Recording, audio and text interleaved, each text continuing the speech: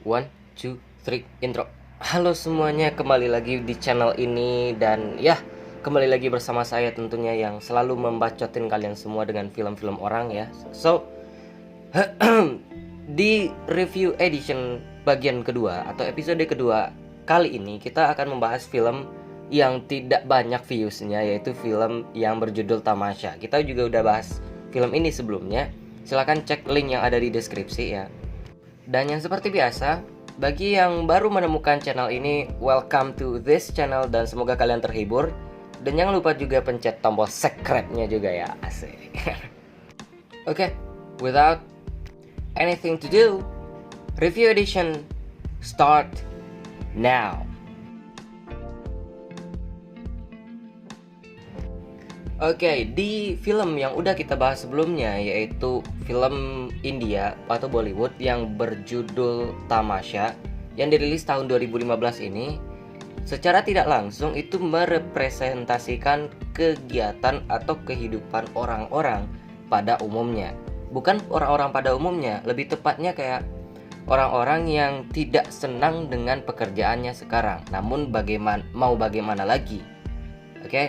So, yang saya temukan dari film ini menurut saya, menurut saya bahwa film ini merupakan cerita seorang anak yang terpaksa menjadi seperti pekerjaannya sekarang karena desakan oleh orang tuanya sendiri.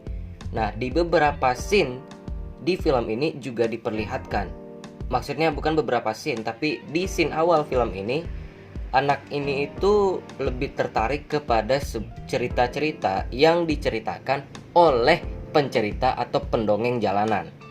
Mungkin hingga akhirnya dia berpikiran atau berkeinginan untuk menjadi seseorang yang akan menampilkan suatu drama panggung di sini. Namun karena desakan oleh orang tuanya, dia terpaksa untuk menjadi orang kantoran gitu, yang bekerja di suatu perusahaan. Secara itu menurut saya ya, tapi menurut kalian saya nggak tahu. Nah, selanjutnya di sini yang saya perhatikan adalah bagaimana scene di mana pertunjukan panggung itu adalah suatu pertunjukan yang merepresentasikan kehidupan dari tokoh utama kita yang bernama Fat ini. Dan juga di drama panggung itu juga Fat secara tidak langsung menyadarkan kepada penonton bahwa dia itu sadar karena semenjak dia berada di Korsika. Dia itu sadar semenjak dia bertemu dengan Tara. Nah, dan inilah yang menjadi clickbait. Wah, pasti bukan clickbait, apa sih? Pokoknya gini loh, yang membuat kehidupan dia itu berubah gitu. Yang awalnya dia harus nurut aja. Nah, semenjak di Korsika dia bertemu dengan Tara, akhirnya dia memutuskan untuk berubah. Nah, jika berbicara tentang genre, mungkin kalian akan berpendapat dengan apa yang saya katakan tadi itu adalah genre dari film ini adalah slice of life atau bagian dari hidup. But genre aslinya adalah romance ternyata. Nah, yang saya perhatikan di sini, kalau misalnya itu adalah genre romance film, berarti ini adalah romance film yang dikemas dengan kehidupan pribadi atau kehidupan orang-orang pada umumnya di sini ya. Tapi itu kembali kepada perusahaannya sendiri yang membuat dan juga sutradara serta penulisnya yang mengatur film ini untuk bergenre apa. Namun menurut saya pribadi, kalau ceritanya seperti ini, lebih baik genrenya itu adalah slice of life plus romance.